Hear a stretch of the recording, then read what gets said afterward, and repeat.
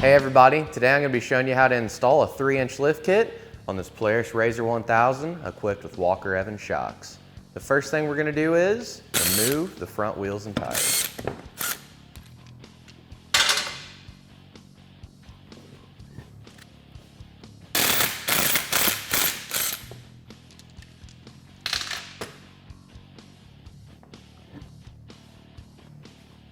Next, we're going to go ahead and disconnect the sway bar link from the A-arm on both sides. Just pick it up and then just pull it out of the way. We'll do that on the driver's side as well. Then we're going to remove our upper shock bolt.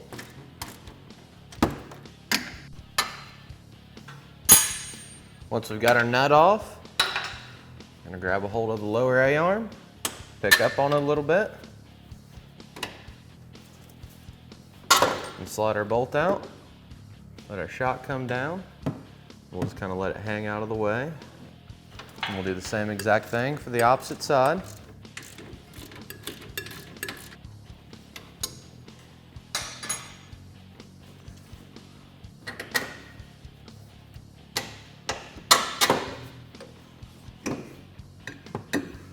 Then you're going to want to reroute all the wiring and anything that's attached to the shock mount, the vent tube for the diff, and then just kind of tuck all the wiring down because our bracket's going to slide right into place right here underneath the factory shock mount. This next step, it's easier if you have somebody to help you, but you can absolutely do it by yourself. You just want to make sure that you have your hardware ready. You want to grab your M10 bolt, your 30mm spacer, and your M10 nylock nut. And what we're going to do is we're going to take our lift bracket, and this, the triangulated portion of the bracket, needs to go towards the front. And the side with the cutouts is going to go right up against the frame. Right here, it's going to wrap around it. And then we just want to make sure that this hole is lined up with our factory shock hole. Once we get that hole lined up, we're going to take the spacer, and we're going to slide it right up where the factory shock was bolting on. So we're just going to slide it right into place. Just make sure you're not getting hung up on any wiring or anything like that. You just want to take it. You may have to wiggle it around a little bit. Looks like we're not lining up on our other side. That's one thing. This bracket has to be in place on both sides before it's going to fully seat. So right there you kind of heard it snap into place. And it'll kind of hold itself in place, but just be careful, you don't want it to slide down and get you. Have to just tap it up there with your hand. You won't need to use a hammer, you don't want to use a hammer. And then you'll just take your bolt and your spacer, and you'll just slide it right through. And put a nylock nut on it. I like to put my nut towards the back, that way it's easier to tighten. And get your ratchet in there a little easier. Then we'll head on over here to the other side and do the same exact thing.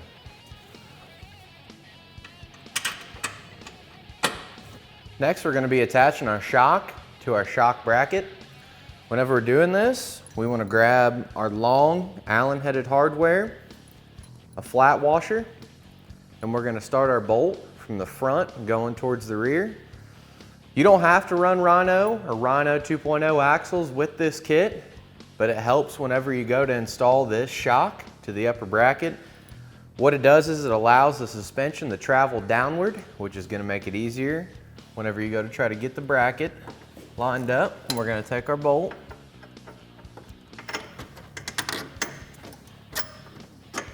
slide it through our shock like that. Then we're going to take one of our short spacers that were included in the kit, slide it onto the threads.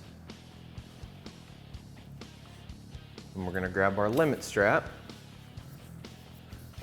We're going to slide it on, and we're going to go ahead and get our nut started.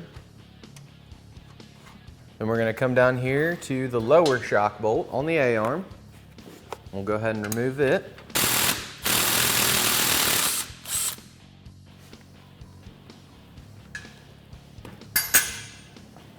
Just pick up on the A-arm, pull the bolt out. And we're going to grab the shorter of the two Allen-headed bolts, and we'll just lift our A-arm up. and replace it with this bolt right here. Then once we sit the machine down on the ground, we'll take our limit strap and attach it to the threads of this bolt. So now we're going to repeat the steps on the opposite side and go through, fully tighten all of our hardware, and then we're going to reinstall our sway bar linkage, and then sit the machine down on the ground and attach these limit straps. We're going to go ahead and compress the front suspension, and then take our limit straps and put them on our lower shock bolts. Should just slide right on like that. And we're going to go ahead and just put our nut on. Then we'll fully tighten our nut and then repeat the same steps for the opposite side. Next, we're going to be removing both rear shocks. You don't have to remove your rear tire, but we're going to go ahead and do this for ease of access. Just going to go ahead and remove our lower shock bolt here.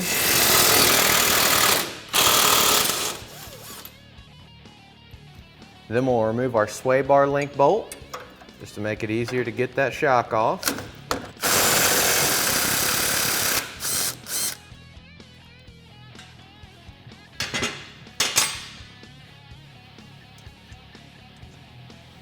Pick up on the trailing arm a little bit, slide the sway bar link hardware out, and you can just pick up on your trailing arm,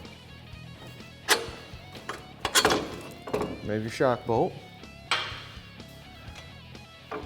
Then we'll go up here and we'll remove our upper shock bolt as well.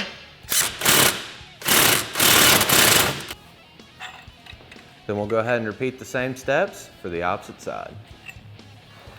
So there's a few different ways of getting your spring off your shock. Today we're going to be using our spring compressor. Whenever you set this up, you just want to make sure that you're super careful. We flipped it upside down so that the canister side is facing towards the ground, and we're going to rest it right here where you would adjust your shock at.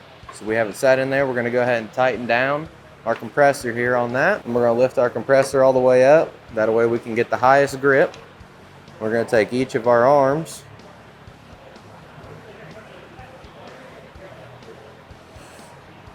and we're going to get them sat down on a spring on one of the coils. So make sure you get it nice and lined up here, and if you have safety latches, go ahead and flip those over there. Make sure you just lock it all down. And we're going to go ahead and start compressing our spring. And sometimes this bump stop will get in the way. You'll just want to kind of wiggle it down as you go. You'll take your retainer and slide it off just like that. You'll go ahead and remove this spring right here.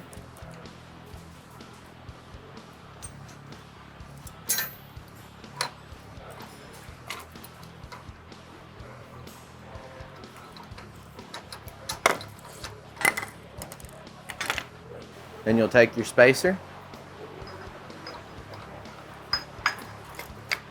slide it on, and you'll go ahead and reinstall your spring.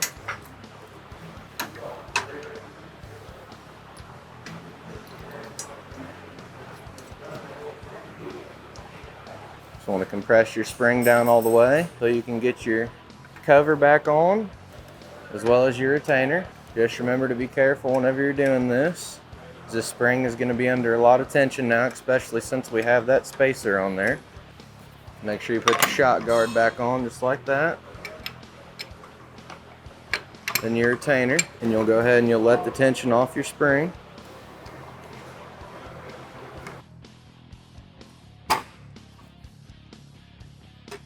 Now that we have our spring spacer installed to our shock, we're going to go ahead and get it reinstalled.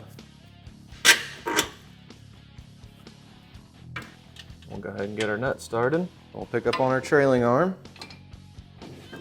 get it lined back up.